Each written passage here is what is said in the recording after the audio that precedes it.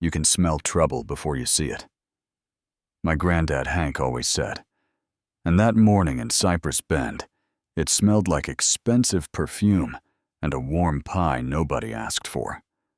A black SUV eased to the curb like it owned the deed a woman in heels that could aerate a football field, clicking up our path with a smile bright enough to blind a mailbox.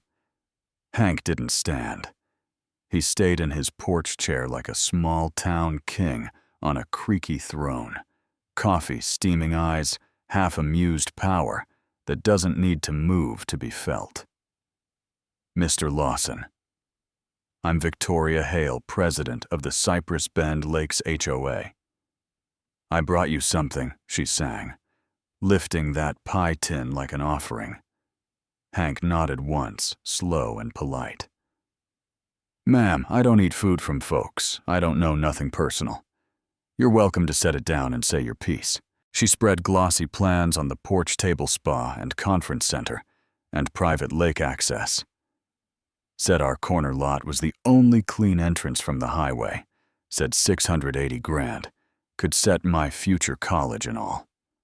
Hank studied the prints the way a farmer studies clouds, then sipped. This dirt knew my daddy's footsteps, and his daddy's before him. My grandson Mason will inherit, so. No, we're not for sale. Her smile cracked just enough to show the steel under the sparkle. Progress won't wait, she said. You know what I mean. Hank stood then, slow as sunrise. Part of progress is remembering what not to pave, he said. And the SUV chirped off like a tantrum on wheels. Rita Alvarez came by with a casserole and news that tasted like metal. Retired teacher. Steady hands, voice not so steady, sat where Victoria had sat, and told us how the Paulsons 2 streets over bled 30 grand, fighting nonsense fines until they gave up and moved out in January.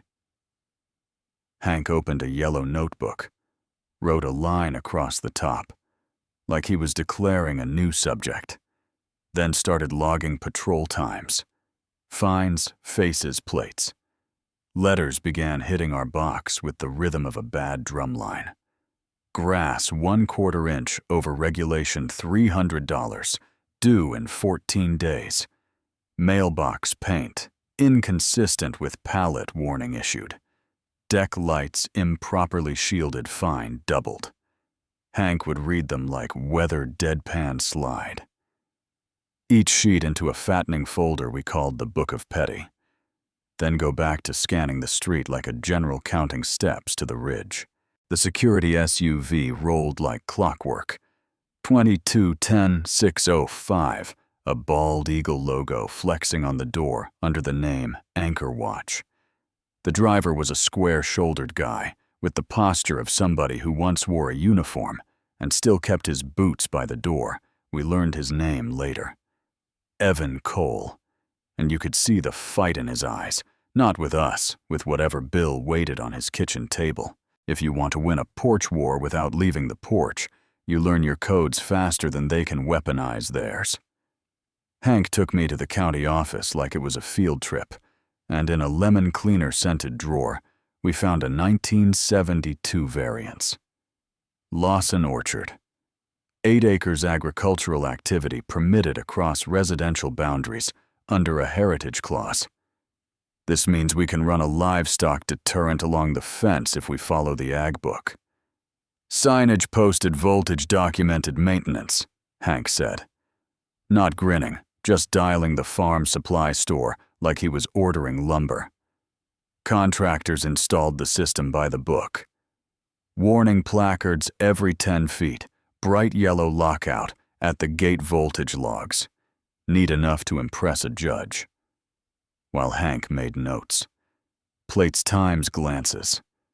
The day after Victoria's SUV drifted slow past the curb, like a shark deciding whether to circle again, and Hank raised his mug like a courteous lifeguard who knew exactly how deep the water was. Next morning, he poured a coffee through the fence to Evan. Morning to you. I'll pass it through instead of over it just to keep things interesting. Evan took the paper cup with both hands.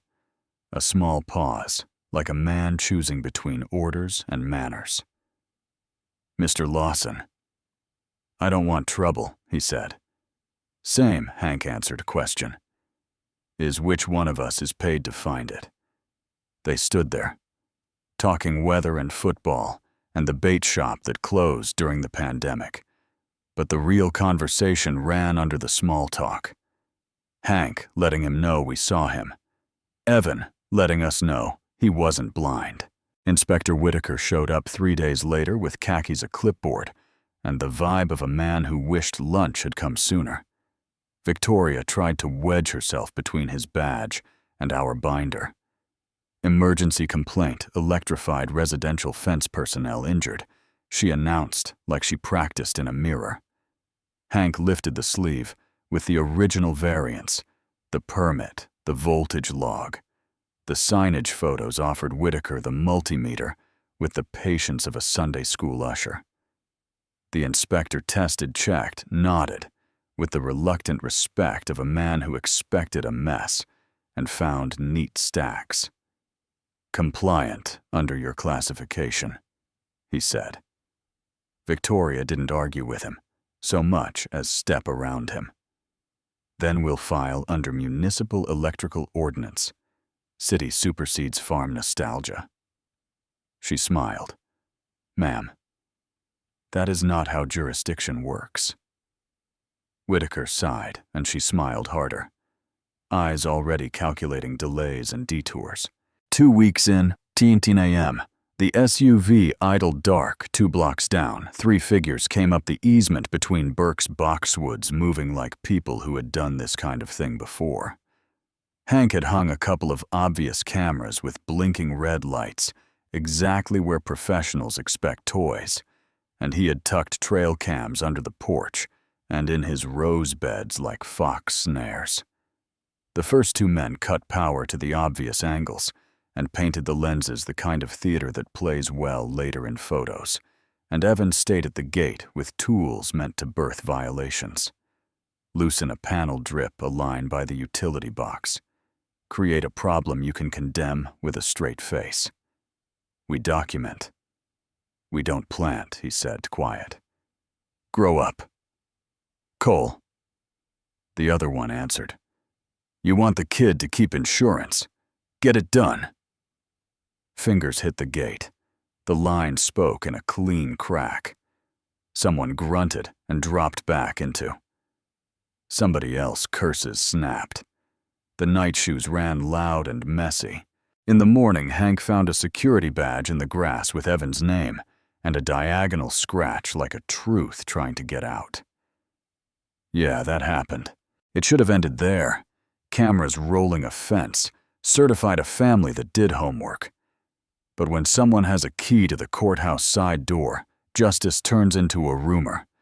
Deputies came with a charge, assault with a dangerous device, and a line about ag exemptions not applying to city employees.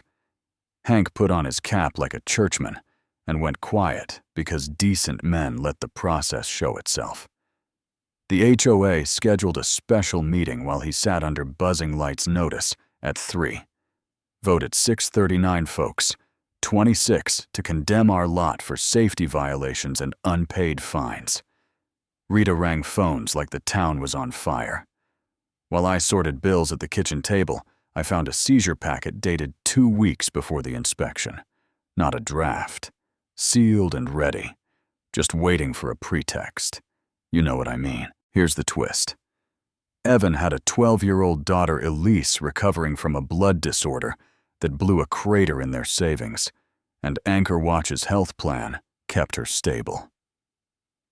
When Victoria pressed for another break-in, and Evan balked the recording we later heard, got cold enough to frost glass.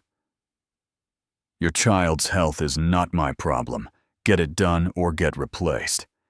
He called his brother Ben, a defense attorney in Atlanta, from his car outside the hospital, hands shaking on the wheel.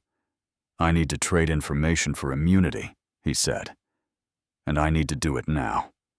For 3 weeks he gathered emails, directives, recordings. Not just here. A template across neighborhoods. Pressure families with history. Stack fines, manufacture. Leverage, buy cheap or seize cheaper. Build, big. Sell.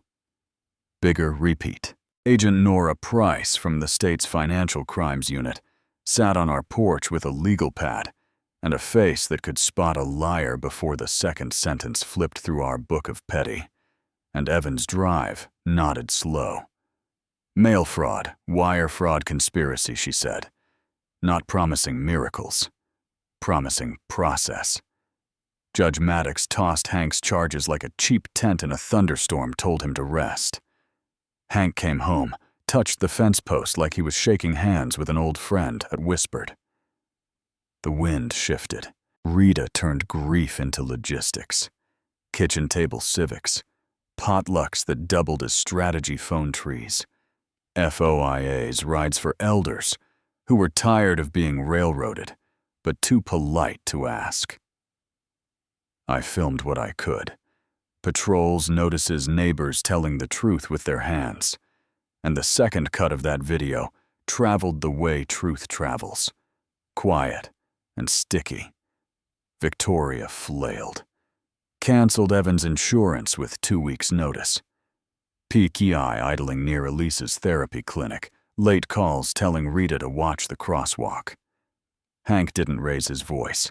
He called the sheriff of the state. Then he called our church. And on a Thursday, 20 people stood in a gentle line by the clinic. Ball caps and soft smiles. A few off-duty deputies who showed up because small towns still know how to show up. The community meeting felt like a revival, and a trial got married. 300 plus in a room that usually struggles to seat 20. Evan went first. No speechifying, just plain. I followed orders because I was scared that's not an excuse. It's the truth. I have recordings and documents. I'm done helping bullies. He played a clip with Victoria's voice. You could feel the temperature drop. Rita rolled out a big poster board. Dues meant for a path, a dock, a garden. Transfers that fed blue Atlas shells. $403,619, she said, tapping the total. Agent Price raised a hand from the back when Victoria shouted fabrication. Ma'am, sit, she said. And Victoria did. The vote wasn't unanimous. Votes never are. But it was decisive. Papers got served Monday. Fines reversed with interest. The seizure notice voided. And that badge we found in the grass turned into a strange little talisman.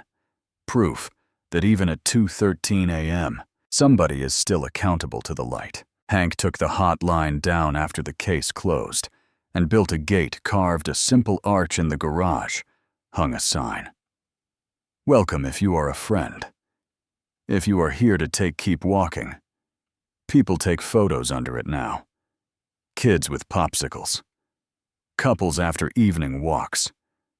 A county commissioner who came to apologize for a vote he took fast and wrong. Property values ticked up, sure, but more important. Chairs came back out at dusk. Eye contact returned to mailboxes. Our nosy turned into neighborly again. Evan started a small firm, teaching